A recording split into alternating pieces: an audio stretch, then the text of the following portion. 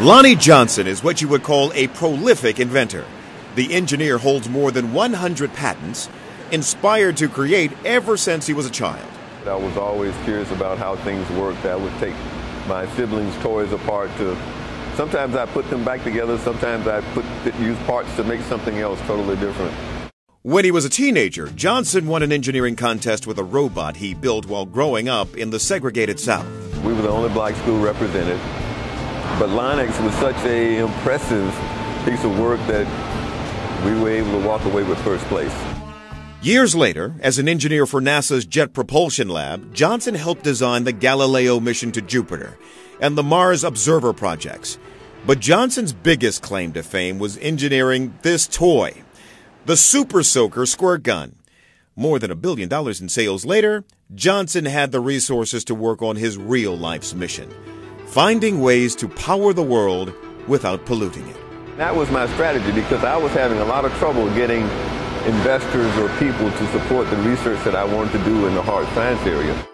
The engineer started 2 companies, located them in what was once a blighted Atlanta neighborhood, and hired fellow scientists to work on his mission. We've done some things at the research level that a lot of people have predicted were impossible and could not work.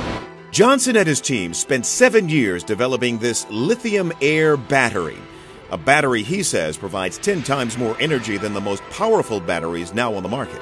Whereas the auto industry now is trying to get to 100 miles on a single charge, you'd actually be able to charge your car and drive up to 1,000 miles on one charge nonstop.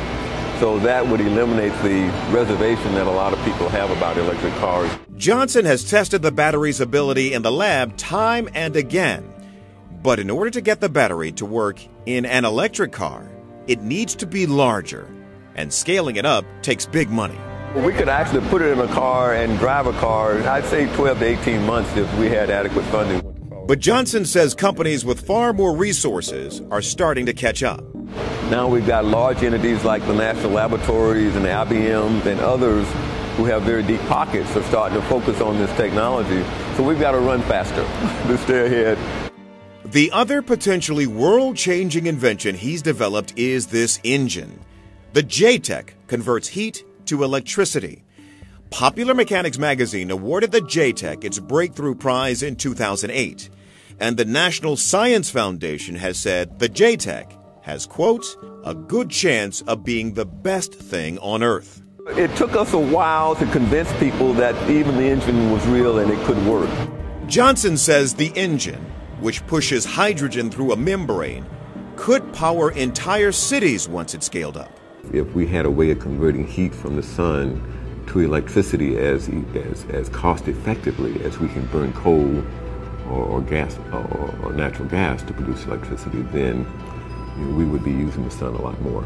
This would really, literally change the world if we're successful. Johnson has received some funding from the Department of Energy and support from the Department of Defense, but not enough to get the project commercialized.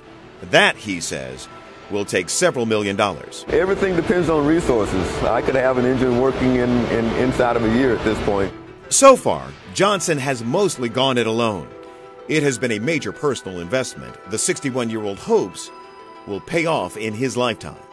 If it doesn't, it won't be for a lack of trying.